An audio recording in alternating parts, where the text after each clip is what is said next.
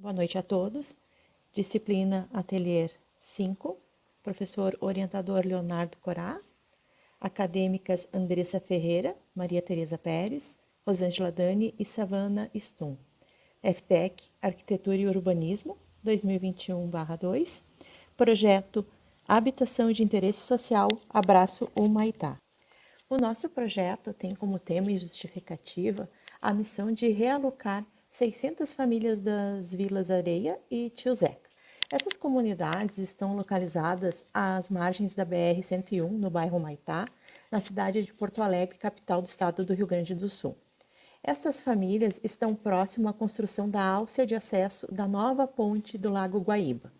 Inicialmente, pontuamos a escolha do sítio considerando que fosse mais próximo da área atual, preservando assim, então, os laços afetivos e gerando confiança necessária para que o nosso projeto não seja tão somente uma resolução de transferência de localização, mas sim uma intervenção social.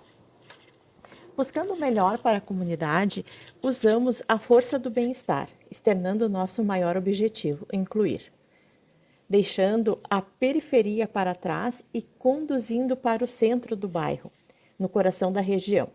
Assim, proporcionamos novas perspectivas e oportunidades, não somente viverem com infraestruturas adequadas, mas as famílias serem reconhecidas como parte da história do local. Porém, a partir da nossa escolha da localização, levantamos alguns pontos como preocupação. A densidade de habitantes para o espaço. Então, concluímos que, obviamente, precisaríamos implantar um conjunto habitacional que atendesse a todos os requisitos e necessidades da comunidade. A gente tinha como intuito primar pelo bem-estar, né? E o nosso propósito, o parque em frente à localização escolhida, tornou a extensão do nosso pensamento para o complexo. Sem renunciar à localização, a tipologia das habitações que a gente necessitou projetar nos fez idealizar ambientes externos que proporcionasse para a comunidade a sensação mais próxima possível ao que eles estão acostumados. Criar circulações externas arborizadas, possibilitando o cultivo de hortas comunitárias e jardim vertical para cada andar, também ganhou uma área de uso comum maior, e essas circulações trazem a sensação de estarem caminhando pelas ruas do bairro. O projeto não diz tão somente sobre projetar e construir, e sim uma perspectiva de que os protagonistas são seus futuros moradores, não apenas como indivíduos que necessitam de uma casa digna, mas como parte da sociedade. Aqui temos a definição do nosso conceito nesse diagrama.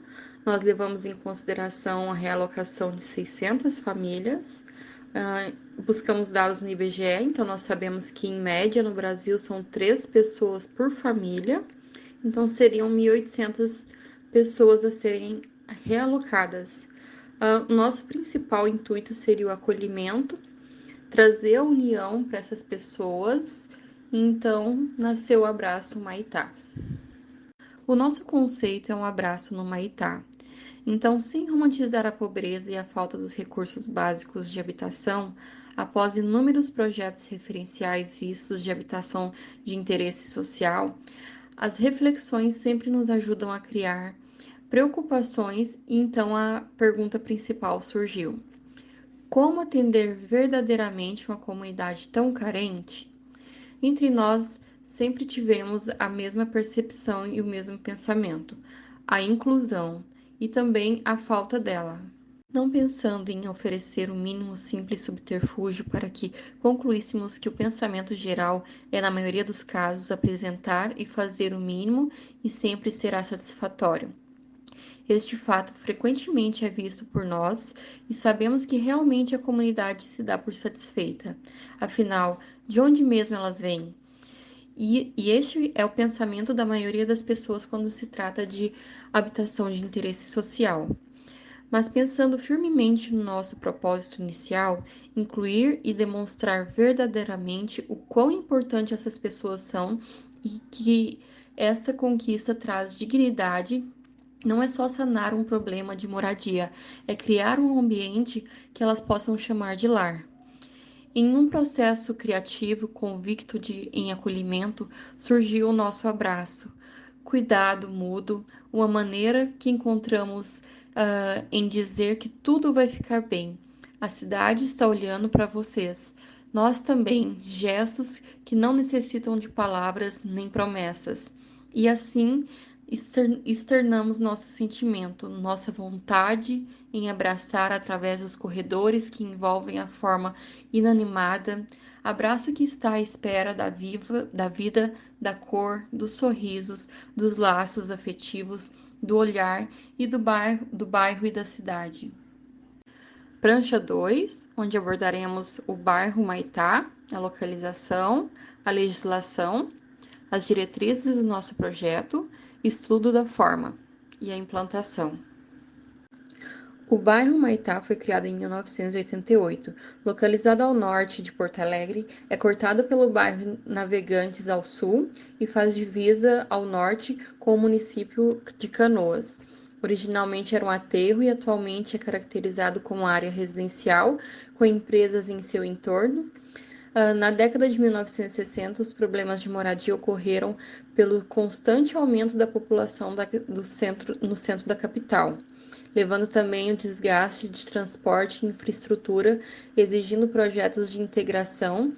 Então, a expansão para o norte e nordeste se fez necessário e mais eficiente.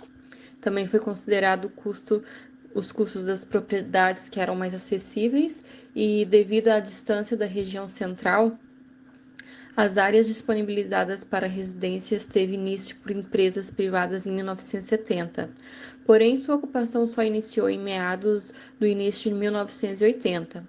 Os primeiros prédios construídos no bairro foram de 4 andares, sem elevador e tinham uma concentração de áreas de lazer em formas de parques urbanos. Após construídos edifícios mais elevados até 10 andares. Com atrativo potencial no setor imobiliário no final de 1990 e início de 2000, algumas construtoras, visualizando o crescimento de empresas de médio porte na região, aqueceram o mercado imobiliário com a construção de novos condomínios. Segundo o censo de 2000, o bairro tinha uma população de 10.470 habitantes, distribuídos em uma área de 417 hectares. Obviamente, a estrutura do bairro se modificou ao longo dos anos e as ocupações do entorno foi dada por invasões de áreas não ocupadas, criando assim as periferias sem investimento das políticas públicas, culminando ao desinteresse das iniciativas privadas. Atualmente, a ocupação do bairro se dá por grande parte deste formato de ocupação, com crescimento desordenado às margens da BR 290. Sobre a localização. Os lotes estão localizados entre a Avenida Palmira Gobi e Rua Professor João de Souza Ribeiro, e suas ruas laterais, Rua Dr. Paulo Hecker e Padre Maximiliano Kolbe e a Avenida Engenheiro Felício Limienzeski. Os lotes medem cerca de 1.600 metros quadrados, proporcionando a construção do complexo em 2 fases. A nossa escolha do sítio considerou a existência do Parque Público Mascarenhas de Moraes, com 18,2 hectares, com área de lazer e recreação. E outro ponto considerado é a sua preservação permanente. Também está localizado próximo aos lotes, né?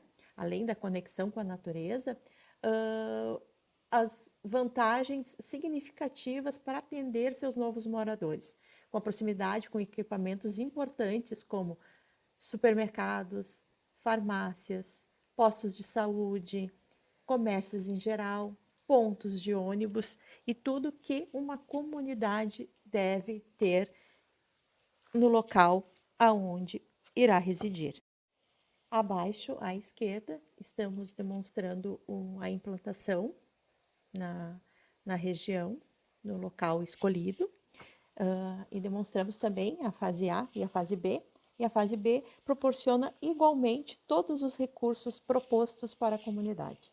As diretrizes urbanísticas para essa região nos pontuam que a região considera o índice de aproveitamento em 1,30%, O recuo de jardim em 4 metros e a limitação de altura para a região é de 52 metros. A altura de divisa da Avenida Palmira Gobi está classificada em 12,5 metros a 18. Nas demais ruas laterais do sítio, regulamento em 12,5. A taxa de ocupação para a avenida é de 90% para a base da edificação e 75% para o corpo, o que sugere para a avenida principal a criação para comércios locais. Nas demais ruas, 75% de taxa de ocupação. Para a circulação de pedestres, a legislação prevê 3,5 metros do meio-fio. Para a Avenida Palmira Gobi, é estipulado 4 metros. Tanto a localização como as diretrizes urbanísticas nos levaram a analisar alguns critérios importantes que a Andressa irá explicar agora. Bom, então o primeiro passo foi fazer um levantamento das potencialidades e deficiências do local escolhido. O primeiro ponto de potencialidade seria a proximidade da localização de realocação. Proximidades com praças, locais arborizados, transporte público de fácil acesso, atrativo comércio local, vias adequadas para comportar mais tráfego, promover a inclusão social em local com mais equipamentos públicos e comerciais, local apropriado para uso de tecnologias sustentáveis, como por exemplo a energia solar, a captação de água, a horta comunitária, remanejo de famílias em situações insalubres, né? Então, em deficiências, nós tínhamos que era um espaço reduzido, então isso influenciou muito na tipologias diferente das famílias realocadas, né? A falta de segurança devido a terrenos baldios e a posição de vento predominante. Aqui nós temos as diretrizes do nosso projeto. Em primeiro ponto foi a localização, nós priorizamos locais próximos da realocação. Segundo ponto foi o Parque Mascarenhas, né? Nós priorizamos locais com diferentes atrativos já existentes. A densidade popular foi o terceiro ponto, né? Um local adequado que comportasse essa quantidade de pessoas. O quarto ponto foi a tipologia habitacional, uma tipologia adequada e que seguisse a malha urbana já existente. Então, para não destoar do entorno. E o quinto e último ponto foi a posição solar e ventilação, que influenciou na disposição das nossas tipologias. Nessa imagem, nós temos o diagrama da forma. Primeiramente, nós temos um prisma inteiro. Depois, nós dividimos esse prisma em 2 blocos. Esse deslocamento, ele permitiu que criássemos ali, no espaço entre eles, um estacionamento. Depois fizemos a divisão das tipologias, né? Criamos aí um total de 8 apartamentos por andar. Ali na imagem ao lado, fizemos o deslocamento das unidades laterais. Isso permitiu uma melhor circulação dos ventos. Na penúltima imagem, nós acrescentamos mais 3 pavimentos, totalizando aí 32 apartamentos no conjunto todo. E na última imagem, nós acrescentamos as circulações verticais, que são as 2 escadas ali que dão acesso, e as circulações horizontais. Essas circulações horizontais são corredores, né, que permitiram aí essa conexão entre esses 2 blocos e formaram, então, o conjunto.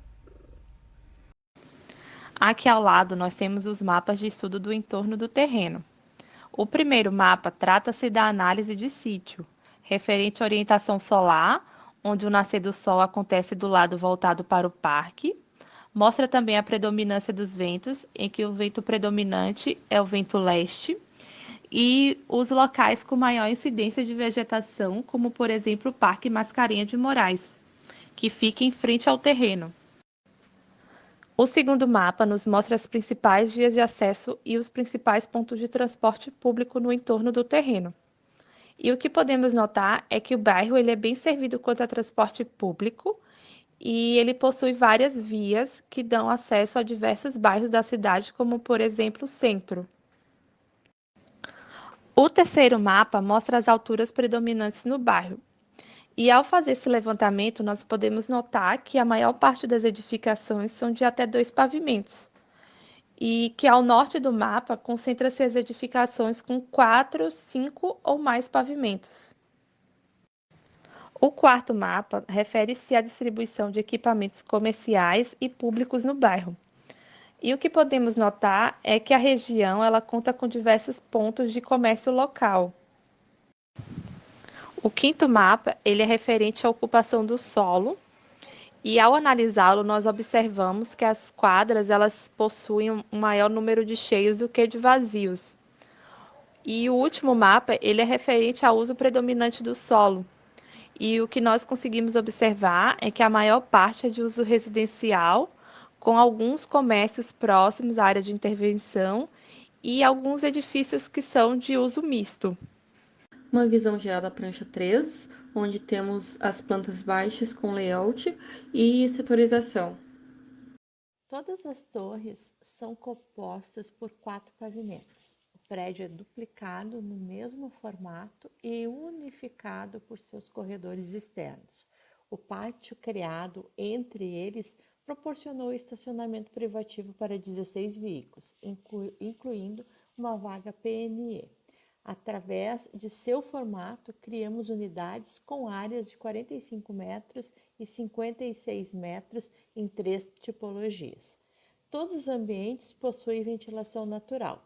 Ainda propomos que nas unidades de maior área possamos ampliar a área social devido ao material escolhido para o fechamento interno. Para o térreo dos edifícios, em cada bloco, possui 2 unidades para atendimento de moradores idosos e com comorbidades, atingindo um total de 64 apartamentos nas 2 fases. Para os pavimentos superiores, adotamos para as unidades laterais a metragem de 45 metros quadrados, compondo uma planta mais ergonômica, com um banheiro. Para as unidades ao centro, replicamos a planta do apartamento tipo 2, do andar térreo. Assim, apresentamos um espaço bem distribuído com 2 banheiros e 3 dormitórios. Contextualizamos a intenção através do material usado no fechamento interno de todos os apartamentos, trazendo a opção de uma 4ª tipologia, com possibilidade de ampliação do espaço social. A Andressa brevemente vai detalhar como a gente configurou as plantas das unidades. Bom, aqui nós temos um apanhado geral dos apartamentos, né? Que ficou 12,5% de apartamentos PNE no térreo, né? Equivalente a 32 apartamentos. 50% dos apartamentos são do tipo 2, de 56 metros quadrados, esses do centro, equivalente a 128 apartamentos. E o tipo 3 ficou com 37,5%, equivalente a 96%, 96 unidades de apartamento, que são essas das laterais superiores, né? Totalizando um total de 256 apartamentos no conjunto geral. Aqui nós temos uma metragem geral dos apartamentos por tipo e da circulação externa que vai se alternando conforme o andar. A setorização dos apartamentos, em vermelho temos a área social, em azul a área de serviço, onde nos apartamentos centrais conseguimos espelhar, né? Então nós conseguimos uma racionalização nas instalações. Em verde, nós temos a área de circulação interna dos apartamentos. Essa área nós tentamos economizar o máximo possível, então podem ver que ela é mínimo possível. Aqui em amarelo nós temos a área íntima, né, banheiros e dormitórios, onde nós priorizamos a intimidade, né, e deixamos sem acesso externo. Então, nessas áreas não tem circulação. Nós voltamos elas para as fachadas internas, né? Então ficou mais privativo. Visão geral da prancha 4, cortes, fachadas e circulações. Aqui em cima nós temos dois diagramas de circulação. O primeiro, ele nos mostra como funciona a circulação dentro de cada edifício. Em amarelo seria a circulação vertical através das escadas e em rosa seriam as circulações horizontais. O segundo diagrama, ele representa como funcionaria a circulação do condomínio, onde as setas em laranja representam o fluxo de pedestres, as setas em azul, o fluxo de veículos que poderão acessar o estacionamento que fica no centro dos conjuntos, e as setas em rosas representam o fluxo de veículos que vão acessar o comércio. Mais abaixo, nós temos uma isométrica de um edifício mostrando a caixa de escada explodida. E em detalhe, o cobogó que faz o fechamento dessa caixa. Na isométrica, nós indicamos as três fachadas do edifício, A, B e C, que não foram nomeadas como norte, sul, leste ou oeste por conta que elas vão sendo rotacionadas. Aqui ao lado, nós temos a fachada A, em que podemos destacar com o número 1 a platibanda pré-moldada com pintura de tinta fosca, com o número 2 o cobogó cerâmico de alto brilho que faz o fechamento da escada, o número 3 é o guarda-corpo, que é de placa pré-moldada com pintura de tinta fosca, e o número 4 nós temos as paredes externas, que são de placa cimentícia e pintura também de tinta fosca. Abaixo nós temos a fachada B, em que destacamos também com o número 1 a platibanda pré-moldada com pintura de tinta fosca. O número 3, que são os guarda-corpo de placa pré-moldada com pintura de tinta fosca. O número 4, que são as paredes externas que vão ser de placa cimentícia. E o número 5 é a chapa alveolar de policarbonato transparente, que também faz o fechamento da escada. E o número 6 é a escada pré-moldada. E aqui mais abaixo nós temos a fachada C, em que destacamos com o número 1 a platibanda pré-moldada. Com o número 4 seriam as paredes externas de placa cimentícia. Com o número 5 é o fechamento da escada com chapa alveolar de policarbonato transparente. E com o número 6 nós temos a escada pré-moldada. Aqui no final nós temos a planta com a indicação dos dois cortes, o corte longitudinal A e o corte transversal B.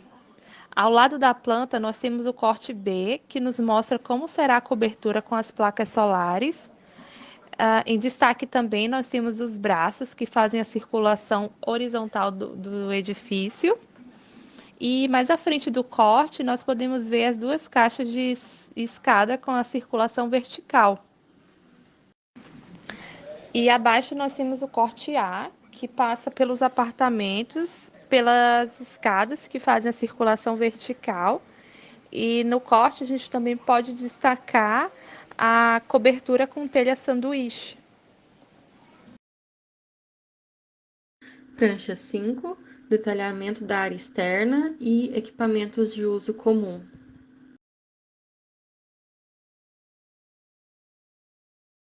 Para a área externa de uso comum, nós procuramos criar harmonia entre os abraços. Nada mais justo criarmos as áreas de lazer da comunidade internamente em seu centro, destacando o conceito de inclusão. Com os prédios implantados nas extremidades do lote, com conexão com as ruas que o contornam, seu passeio faz convite aos frequentadores da região conhecer um pouco mais o residencial, percorrendo suas ruas arborizadas com árvores de ipê amarelo e flamboyant.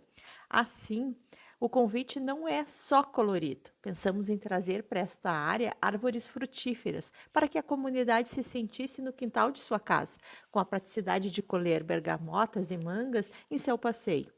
Para as áreas de lazer, criamos espaços multifuncionais com bicicletários, pista de skate, quadras de esportes com arquibancadas. Os bancos criados em torno da área de lazer têm como intuito não somente o descanso, mas sim a vigilância para as áreas de lazer infantil, bem como os corredores externos têm essa função. Neste ponto central, disponibilizamos espaço para o comércio local, salão de festas e espaço para feiras, que contribui com a vida em comunidade e a vinda de outros frequentadores para o complexo, estimulando a convivência e movimentando a troca e criando novos empreendedores. Adicionamos a cobertura verde nesses espaços centrais para estimular a preocupação com o futuro de um mundo mais verde. Dentro das áreas de uso comum, nós temos um estacionamento, né?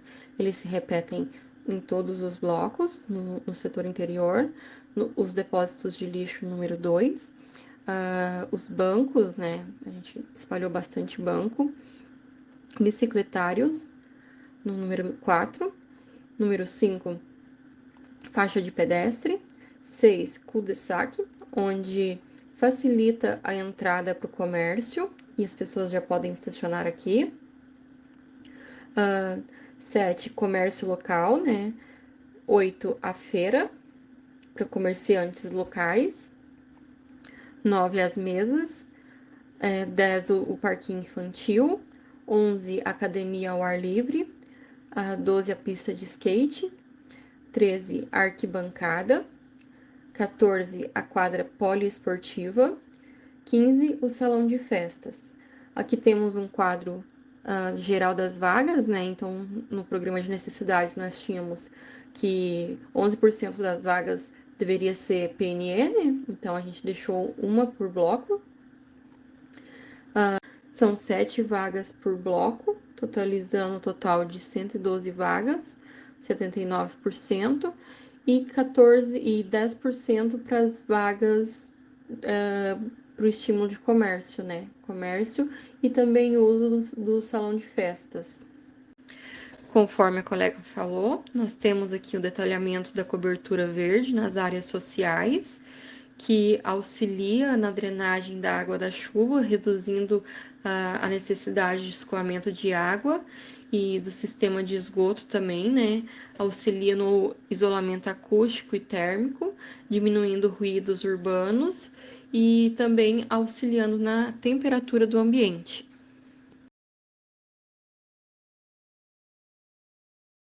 Projetamos toda a área interna com piso intertravado, que é um piso permeável. Além da permeabilidade do solo, ele é um piso sustentável, resistente, tem maior segurança, ele gera uma maior economia. Além da estética, ele também auxilia no conforto térmico e ele também reduz cerca de 60% da iluminação pública pela sua reflexão. Os bancos que mencionamos, assim como as arquibancadas, são em concretos com assento de madeira plástica, que é um material feito com matéria-prima reciclada, que imita a aparência da madeira natural. Então, ele trata-se de uma solução sustentável, utilizado para diversas finalidades, mais durável e com baixa manutenção. Nós também acoplamos floreiras, trazendo a natureza mais próxima aos seus frequentadores. Todo o conjunto conta com uma horta vertical comunitária. Então, aqui nós listamos os ganhos individuais, né, que é sempre ter alimentos frescos, livres de agrotóxicos, desenvolver habilidades ligadas à jardinagem. E nós também temos o principal, que é o ganho coletivo, que é envolver toda a comunidade e aproximar os vizinhos. Ele auxilia na educação ambiental, estimulando e minimizando a produção de resíduos, né, a reciclagem e a compostagem. Ele empodera as pessoas e estimula a organização comunitária, valoriza o bairro e, consequentemente, o valor dos imóveis, né? Serve como ponto de encontro e lazer, e as áreas verdes ajudam a combater ilhas de calor. E ele também serve de refúgio para a biodiversidade local. Investimos o espaço central para estimulação à diversidade de atividades e de movimentação das pessoas, para que não se tornem espaços vazios e sem seguranças. Investimos em diversos equipamentos como ginástica ao ar livre, pista de skate, parquinho infantil, a quadra poliesportiva, todos integrados, mas visualmente delimitados. Aqui nós temos a prancha de lançamento estrutural. O construtivo utilizado foi a construção modular, que é composta por pilares e vigas de concreto pré-moldados, unidas a lajes alveolares, favorecendo a criação de vãos grandes no projeto. Formada por painéis de concreto protendido vazados com alvéolos longitudinais, as lajes alveolares são responsáveis por reduzir o peso da peça no sistema. Ela apresenta elevada resistência à compressão. Então, a gente pode ver ali ao lado direito, né, um 3D da estrutura. Então, tem ali as lajes alveolares, né, em cima de vigas e pilares. Temos embaixo também uma laje de concreto, né, as sapatas estão no subsolo. Em relação às vedações, as paredes externas elas foram consideradas com espessura de 20 centímetros em placa cimentícia, enquanto as internas foram consideradas com 15 centímetros em drywall. As lajes alveolares de piso, elas recebem uma camada estrutural de concreto, moldada no local. Então, conforme a figura 1 aqui abaixo, a gente consegue verificar que tem uma capa de concreto, né, em cima de uma malha, né? Essa malha é distribuída e é colocado esse concreto em cima da laje. Tem uma espessura aí de 5 centímetros, né? Para formar uma seção composta que trabalha em conjunto com a laje pré-moldada e isso aumenta a capacidade de resistência à flexão. Mais abaixo aqui nós temos a planta estrutural, né, com as sapatas. A malha ali ficou entre 400 e 300 centímetros por 450 centímetros. Aqui nós temos um diagrama isométrico explodido, então representando ali na legenda, né, as cores. Temos a laje alveolar, a viga de concreto pré-moldado, são todos pré-moldados, né? O pilar em concreto, laje em concreto, a sapata isolada e em laranja representando ali a circulação vertical, que é a escada. Ao lado a gente consegue ver o detalhamento, né, de cada uma que compõe a estrutura. Temos a sapata isolada. Essa sapata ela é um cubo, né, de concreto armado, dimensionado para suportar a carga de um pilar, né, ou seja, o peso da edificação. Ele é transmitido para as colunas, que por sua vez transferem o peso para as sapatas e distribuem para o solo. Essa sapata ela tem o topo piramidal, né, que é o topo ali inclinado. Logo acima, nós temos a imagem de detalhe de como funciona toda essa conexão entre laje, pilar e viga. Então, possui ali chumbadores, né, onde são conectados essa viga ao pilar, e uma almofada de apoio. Mais acima, temos a viga de concreto, né, como é que funciona essa conexão também. A laje alveolar. Então, esses alvéolos, né, eles podem funcionar como dutos de serviço, então pode passar tubulação, encanamento no meio deles. Eles fazem uma redução de cerca de 50% do volume do material utilizado, né, então ele aumenta a capacidade de carga devido à redução do peso. Prancha 7, setor de corte.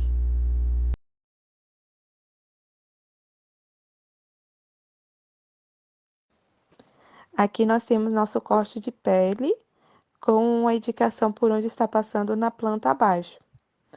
No corte de pele, nós queremos destacar a cobertura do edifício, onde temos um detalhe da telha sanduíche, que serve para o isolamento termoacústico, ou seja, para reduzir o barulho e a oscilação de temperatura. Nós mostramos também os painéis solares, que vão ajudar a economia de energia para as famílias. E nós mostramos um detalhe da pingadeira dupla, que evita que a água da chuva escorra pelas paredes. Temos também o detalhe do guarda-corpo pré-moldado e mais abaixo do banco de concreto. Temos também logo abaixo o detalhe da laje alveolar, que é o tipo de laje utilizada no projeto, já apresentado anteriormente. Temos também o detalhe da placa cimentícia, que vai ser o painel utilizado para fechamento externo. E aqui nós mostramos um detalhe de sua composição, que ela é composta por um painel prensado e impermeabilizado feito de cimento, celulose, fio sintético e alguns outros aditivos.